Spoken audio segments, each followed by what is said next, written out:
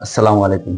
আজকে আমরা BBA honours third year accounting department, management department এবং ফিনান্স অ্যান্ড ব্যাংকিং ডিপার্টমেন্ট এর ম্যানেজমেন্ট অ্যাকাউন্টিং ইন ইংলিশ সাবজেক্টের cost volume profit relationship এই চ্যাপ্টারের ধারাবাহিকভাবে যে আলোচনা করে আসতেছিলাম এর তৃতীয় ক্লাস নিয়ে হাজির হলাম আপনাদের সামনে। আজকে আমরা এখানে একটা ম্যাথ সলিউশন দেখব। ম্যাথটা আমরা আগে লিখে নিয়েছি।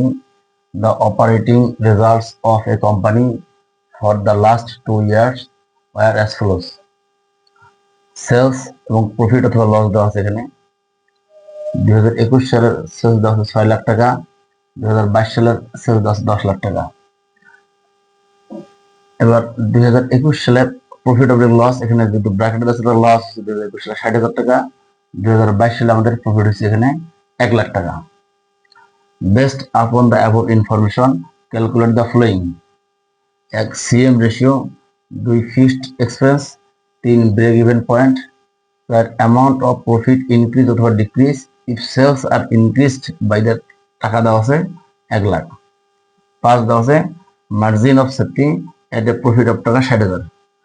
গত ক্লাসে অর্থাৎ দ্বিতীয় ক্লাসে আমরা এখান থেকে যে ম্যাথটা নিয়ে আলোচনা করছিলাম সেম একই ক্যাটাগরির, ওখানে শুধু লস দেওয়া ছিল না, দুইটাই প্রফিট দেওয়া ছিল এবং সিএম রেশিও অথবা পিভি রেশিও 1 নাম্বার রিকোয়ার্ড, 2 হলো fixed expense, 3 break even point, এই তিনটা রিকোয়ার্ডও সেম ছিল। 74 নাম্বার রিকোয়ার্ড ছিল ওখানে প্রফিট দেওয়া ছিল আমাদের সেলস একটা বের করতে বলছে, আর 55 নাম্বার রিকোয়ার্ডে একটাতে সেলস দেওয়া ছিল প্রফিট বের করতে বলছে, আর একটাতে সেলস দেওয়া ছিল প্রফিট, আর একটাতে প্রফিট দেওয়া ছিল সেলস নির্ণয় করতে বলছে। আজকের আমরা তৃতীয় নম্বর যে ক্লাসে এখানে যে ম্যাথটা নিয়ে আলোচনা করতেছি, এখানে প্রফিটের পাশাপাশি আমাদের লস দেওয়া আছে এবং এখানে আমাদের 4 এবং 5 রিকোয়ার্ড দুটো নতুন ভাবে দেওয়া আছে। তো এই ম্যাথটা আমরা আজকে সলিউশন করব। আমরা যদি সলিউশন করি এখানে দেখা যাচ্ছে যে 1 নাম্বার রিকোয়ার্ড আমাদের দেওয়া আছে প্রশ্নের মধ্যে সিএম রেশিও। গত ক্লাসে আমরা আলোচনা করছিলাম সিএম রেশিও বা পিভি রেশিও, অর্থাৎ প্রফিট ভলিউম রেশিও বা কন্ট্রিবিউশন মার্জিন রেশিও, দুটো একই জিনিস। এর সূত্র লিখলাম চেঞ্জ ইন প্রফিট ভাগ লিখছিলাম change in sales into 100 change in profit.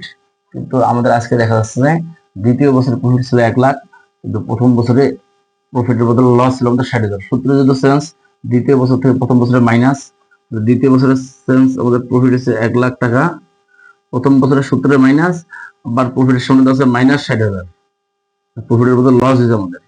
তাহলে পরবর্তীতে মাইনাস আমাদের প্লাস হয়ে যাবে সূত্রের অনুযায়ী মাইনাস চেঞ্জ করার জন্য, আর এর সামনে দেওয়া আছে আমাদের minus. Change in sales, sales দেওয়া আছে 10 লাখ, দ্বিতীয় বছরের প্রথম বছর দেওয়া আছে মাইনাস 6 লাখ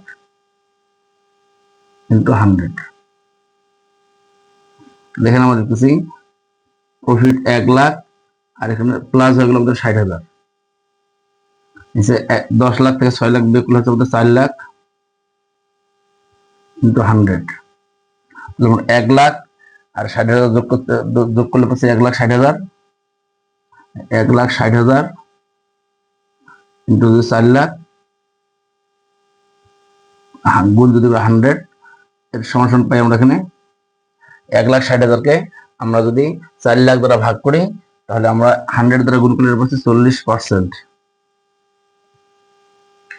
সিএম রেশিও বা পিভি রেশিও বলে আমরা 40%। শুধু গত ক্লাসে আর আজকের মধ্যে পার্থক্য আছে, প্রশ্নে যদি এখানে লস দেওয়া থাকে সূত্রের মাইনাস চেঞ্জের জন্য আবার মাইনাস, তাহলে মাইনাস আমরা যাবে আমাদের প্লাস।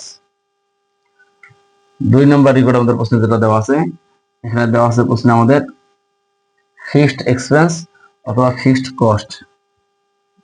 তাহলে ফিক্সড এক্সপেন্স আমরা যদি লিখি ফিক্সড এক্সপেন্স সমান সূত্র হচ্ছে আমাদের sales minus CM ratio, sorry sales into CM ratio minus profit.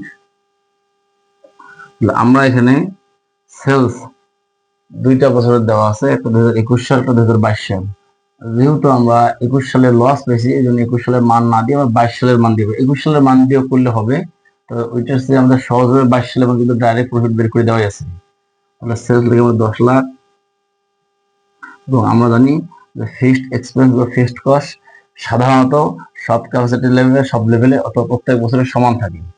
10 lakh গুণ সিএম রেশিও আমরা 1 নম্বর রিপোর্টে পেলাম 40% মাইনাস প্রফিট দেওয়া আছে 1 লাখ। 10 লাখের উপর 40% কাটলে পাচ্ছি আমরা 4 লাখ মাইনাস 1 লাখ সমান আমাদের ফিক্সড কস্ট বা ফিক্সড এক্সপেন্স বের হচ্ছে 3 লাখ টাকা। তাহলে ফিক্সড এক্সপেন্স বা ফিক্সড কস্টের সূত্র আমরা লিখলাম সেলস গুণন সিএম রেশিও অথবা পিভি রেশিও মাইনাস প্রফিট। আমরা শুধু এতটুকু মনে রাখবো, এখানে যে বছরের সেলসকে ধরবো সেই বছরের প্রফিটকে নিলেই আমাদের ফিক্সড কস্ট বা ফিক্সড এক্সপেন্স সকল ক্ষেত্রে সমান হয়ে যাবে। 3 নম্বর রিকোয়ার্ড দেওয়া আছে আমাদের ব্রেক ইভেন পয়েন্ট। সেম এই রিকোয়ার্ডটা আমাদের 2 নম্বর ক্লাসের মধ্যে ছিল। Break even point BEP in টাকা অথবা ইউনিট। যেহেতু এখানে ইউনিট দেওয়া নাই, অথবা ইউনিট বের করা যাবে না, আমরা টাকায় বের করবো। বিইপি ইন টাকা এর সূত্র লিখলাম আমরা ফিক্সড কস্ট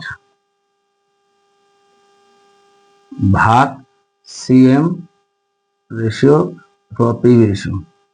আমরা ফিক্সড কস্ট যেহেতু 2 নম্বর রিকোয়ার্ডে বের করে নিয়ে আসলাম 3 লাখ টাকা, সিএম রেশিও পেয়েছি আমরা এখানে 40%। 3 লাখ টাকাকে আমরা যদি 0.40 দ্বারা ভাগ করি তাহলে আমরা এখানে পাচ্ছি হলো 7,50,000 টাকা। 7,50,000 টাকা। ফিক্সড কস্ট ভাগ সিএম রেশিও, ফিক্সড কস্টকে সিএম রেশিও দ্বারা ভাগ করলে আমরা ব্রেক ইভেন ইন টাকা পাচ্ছি। এটা আমাদের 3 নম্বর রিপোর্ট। 2 নম্বর যেহেতু আমরা ফিক্সড কস্ট নির্ণয় করছি, 3 নম্বর হলো ব্রেক ইভেন পয়েন্ট। 3 নম্বরটা আমরা শেষ করলাম। 4 নম্বর যে রিকোয়ার্ড দেওয়া আছে আমাদের অ্যামাউন্ট অফ প্রফিট ইনক্রিজ অথবা ডিক্রিজ, অর্থাৎ কি পরিমাণ প্রফিট ইনক্রিজ অথবা ডিক্রিজ হবে if sales are increased by টাকা যদি 1 লাখ, অর্থাৎ সেলস যদি আমরা 1 লাখ টাকা ইনক্রিজ করি তাহলে আমাদের প্রফিটটা ইনক্রিজ হবে নাকি ডিক্রিজ হবে। এখন 2 ভাবে বের করা যায়। আমাদের সহজ ফর্মুলা যেটা, যদি সেলস ইনক্রিজ অথবা ডিক্রিজ থাকে তাহলে প্রফিট ইনক্রিজ অথবা ডিক্রিজের নিয়মে আমরা যদি যাই, 4 নম্বর রিকোয়ার্ড আমরা সরাসরি লিখবো যে প্রফিট ইনক্রিজড, আমরা ডিক্রিজের নিয়মে না যাই, প্রফিট ইনক্রিজড সমান সমান সেলস ইনক্রিজড। সেলস যে ইনক্রিজ দেওয়া আছে আমাদের সেলস ইনক্রিজড গুণন সিএম রেশিও। এই সিএম রেশিও দ্বারা আমরা সেলস ইনক্রিজ কে গুণ করলে আমরা একবারে প্রফিট ইনক্রিজ পেয়ে যাব। সেলস ইনক্রিজ প্রশ্নে দেওয়া আছে আমাদের 1 লাখ টাকা। 1 লাখ টাকাকে আমাদের সিএম রেশিও 1 নম্বর রিকোয়ার্ডের সিএম রেশিও আমরা বের করেছি 40%। 1 লাখ টাকার উপর যদি আমরা 40% কাটি, অর্থাৎ কি পরিমাণ সেলস আমাদের ইনক্রিজ হয়েছে সেই পরিমাণ সেলসের উপর আমরা যদি সিএম রেশিও কাটি তাহলে আমরা আমাদের যে প্রফিট ইনক্রিজ সেটা পাবো। আর যদি সেলস ডিক্রিজ হইতো, ডিক্রিজ এবং সিএম রেশিও কাটলে আমরা প্রফিট ডিক্রিজ পেতাম।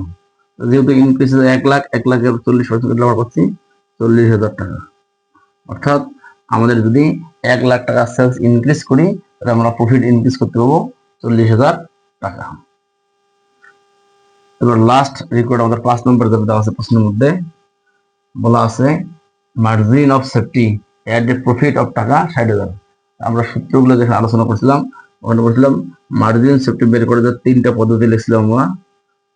এর মধ্যে প্রশ্নে যদি প্রফিট দেওয়া থাকে মার্জিন সেফটি বা সংক্ষিপ্ত এমএস, যদি প্রফিট দেওয়া থাকে তাহলে আমরা লিখবো প্রফিট ভাগ সিএম রেশিও,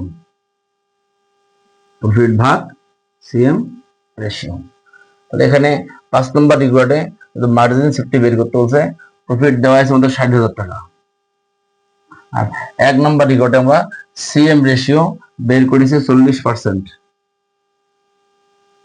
এই 60,000 টাকাকে আমরা যদি 40% অথবা 0.40 দ্বারা ভাগ করি তাহলে আমরা মার্জিন অফ সেফটি পাবো 1,50,000 টাকা। তাহলে প্রফিটকে সিএম রেশিও দ্বারা ভাগ করলে আমরা মার্জিন সেফটি। তাহলে 2 নম্বর ক্লাস এবং 3 নম্বর ক্লাসের মধ্যে আমরা যদি 2 বছরের প্রফিট, সেলস এবং প্রফিটের সাথে যদি লস দেওয়া থাকে তাহলে যে কয়েক রকমের বা যে কয়েকটা রিকোয়ার্ড দেওয়া থাকবে এই 2টা ক্লাস যদি আমরা ভালোভাবে করি ইনশাআল্লাহ এই ক্যাটাগরি অঙ্কে আমাদের আর প্রবলেম হবে না। আজকে এ পর্যন্তই। আসসালামু আলাইকুম।